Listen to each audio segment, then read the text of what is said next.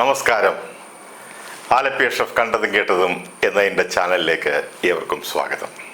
സ്വന്തം തെറ്റുകളെ ശരികളായി സ്ഥാപിക്കാൻ ഏതറ്റം വരെയും പോകുന്നവരുണ്ട്. ഒരുപക്ഷെ അവർക്കതിൽ വിജയിക്കാനും സാധിച്ചേക്കാം. അങ്ങനെ നേടുന്ന ശരികൾക്കും വിജയങ്ങൾക്കും പിന്നിൽ നിഷ്കളങ്കരായ മനുഷ്യരുടെ കണ്ണുനീരുണ്ടാകും. ആ നേട്ടങ്ങളൊന്നും നമുക്ക് ആവോളം അനുഭവിക്കാൻ യോഗമില്ലാതെ വിട്ടുപോകേണ്ടതായിട്ടും വരും. ഇപ്പോൾ ഇറാനും ഇസ്രായേലുമായിട്ടുള്ള യുദ്ധത്തിൽ നിരപരാധികൾ മരണപ്പെടുമ്പോൾ സോഷ്യൽ മീഡിയയിലൂടെ വർഗീയ വിഷം ചീറ്റുന്നവർ ഓർക്കുക, മനുഷ്യ ജീവനാണ് അവിടെ പൊലിയുന്നതെന്ന്. അവിടെ ജയപരാജയങ്ങളില്ല. നമുക്കും ആ യുദ്ധവീഥിയിലെ യാഥാർത്ഥ്യങ്ങളിലേക്കൊന്ന് കടന്നു ചെല്ലാം.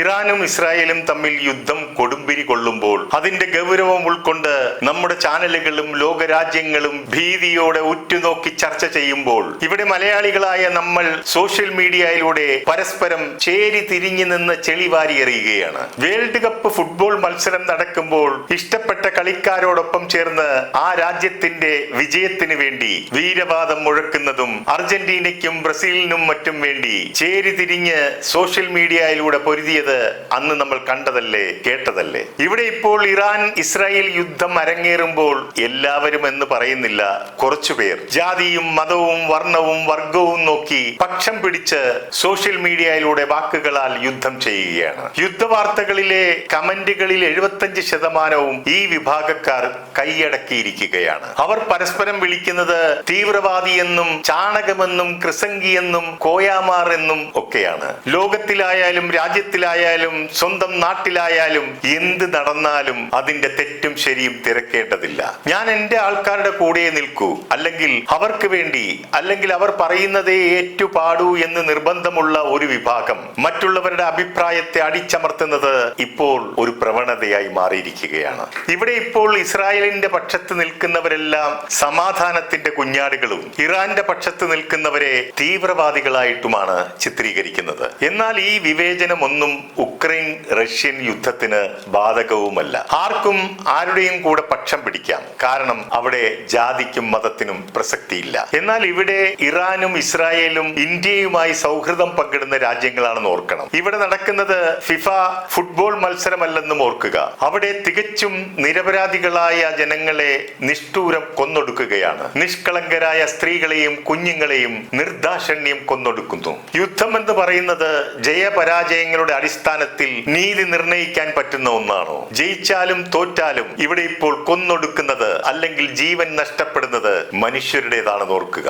ഒരു IAS ഉദ്യോഗസ്ഥൻ ഒരിക്കൽ പറയുകയുണ്ടായി, തെരുവ് നായ്ക്കളെ ഉന്മൂലനം ചെയ്യാതിരിക്കാൻ മൃഗസ്നേഹികളുടെ സംഘടന ഉണ്ടാക്കി അവരെ കൊണ്ട് മുറവിളി കൂട്ടിക്കുന്നതിന്റെ പിന്നിൽ ഒരു ശക്തിയുണ്ട്. പേവിഷത്തിനുള്ള വാക്സിൻ നിർമ്മിക്കുന്ന കമ്പനികളാണ് അവരുടെ മരുന്നുകൾ വിറ്റുപോകുവാനായി ഈ മുറവിളിയുടെ പിന്നിൽ പ്രവർത്തിക്കുന്നതെന്ന്. സാധാരണ ജനങ്ങളുടെ ചിന്തയുടെ ഒരു കോണിൽ പോലും ഇത് വരാറില്ല. അതുപോലെ സ്വന്തം ആയുധങ്ങൾ വിറ്റഴിക്കുവാനായി തമ്മിലടിപ്പിക്കുകയും ഭീകര പ്രസ്ഥാനങ്ങൾക്ക് വളർന്ന് പന്തലിക്കാൻ വെള്ളവും വളവും നൽകുകയും പിന്നീട് അവരെ ഉന്മൂലനം ചെയ്യുന്നതും നാം എത്ര കണ്ടിരിക്കുന്നു. മുമ്പൊരിക്കൽ ഇറാഖിന്റെ കൈവശം ജൈവായുധമുണ്ടെന്നും കെമിക്കൽ വെപ്പൺസ് ഉണ്ടെന്നും അത് ലോകത്തിന് മുഴുവൻ ഭീഷണിയാകുമെന്നും ലോകത്തെ മുഴുവൻ പറഞ്ഞു വിശ്വസിപ്പിച്ചു. 1 ലക്ഷത്തോളം ഇറാഖ് ജനതയുടെ ജീവനാണ് അവിടെ പൊലിഞ്ഞു പോയത്. ഒപ്പം 4000 അമേരിക്കൻ സൈനികരും. എന്നാൽ എല്ലാം കെട്ടടങ്ങിയപ്പോൾ പരിശോധനയുടെ ഫലം വന്നു. ജൈവായുധമോ കെമിക്കൽ വെപ്പണോ പോയിട്ട് അവിടെ ഒരു കച്ചിത്തുരുമ്പ് പോലും ഇല്ലായിരുന്നു എന്ന്. അതിന്റെ ഫലമോ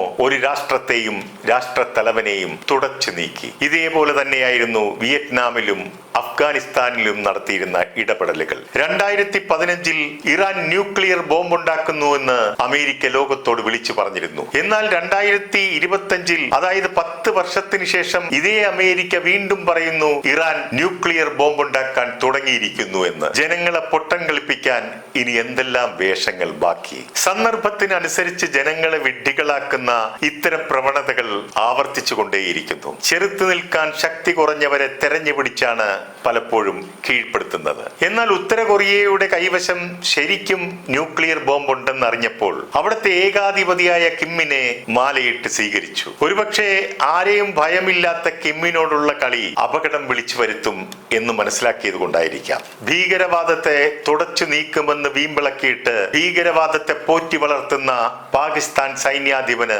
വൈറ്റ് ഹൗസിൽ വിളിച്ചു വരുത്തി വിഭവസമൃദ്ധമായ വിരുന്നൊരുക്കുന്നു. ഒരുപക്ഷെ ഇന്ത്യയുടെ വളർച്ചയെ തടയാനുള്ള മോഹം ഉള്ളിൽ ഒളിപ്പിച്ചു വെച്ചുകൊണ്ടായിരിക്കാം ഇത്. എന്നാൽ ഇനി ഇന്ത്യ ഉത്തര കൊറിയ, റഷ്യ മുതലായ രാജ്യങ്ങളുമായി ബന്ധം ഊട്ടിയുറപ്പിക്കാനുള്ള സാധ്യതകൾ ഏറെയാണ്. നമ്മുടെ നാടിന്റെ വളർച്ചയെ തകർക്കാനുള്ള ഏറ്റവും എളുപ്പമുള്ള മാർഗമാണ് വർഗീയത എന്ന് നമ്മുടെ ശത്രുക്കൾക്കറിയാം. ഭീകര പ്രസ്ഥാനങ്ങൾ ഇവിടെ വളരുന്നതും ഇത്തരം ചിന്താഗതികൾ മൂലമാണ്. നിരപരാധികളായ ജനങ്ങളെ, സ്ത്രീകളെയും കുഞ്ഞുങ്ങളെയും ഒക്കെ കൊന്നൊടുക്കുമ്പോൾ ഏറ്റവും ആദ്യവും ഏറ്റവും കൂടുതലും പ്രതിഷേധങ്ങൾ ഉയരുന്നത് അമേരിക്കയിലും മറ്റു പാശ്ചാത്യ രാജ്യങ്ങളിലുമാണ്. എന്നാൽ നമ്മുടെ നാട്ടിൽ കൊന്നൊടുക്കുന്നവന് പിന്തുണ പ്രഖ്യാപിച്ച് ജാഥകൾ നടത്തുന്നത് കാണുമ്പോൾ മരണത്തിൽ ആഹ്ലാദിക്കുന്ന മനുഷ്യത്വം മരവിച്ച കുറച്ചുപേരെയാണ് നമുക്ക് കാണാൻ കഴിയുന്നത്. യുദ്ധത്തിലെ ശരിതെറ്റുകൾ ഒരുപക്ഷെ നമ്മൾ വിശ്വസിക്കുന്നത് ആകണമെന്നില്ല. അതെന്തുമാകട്ടെ, നമുക്ക് വേണ്ടത് അല്ലെങ്കിൽ നമ്മൾ പുലർത്തേണ്ടത് തമ്മിൽ കുത്തിച്ചാകാനുള്ള ഇന്ധനം പുറപ്പെടുവിക്കുന്ന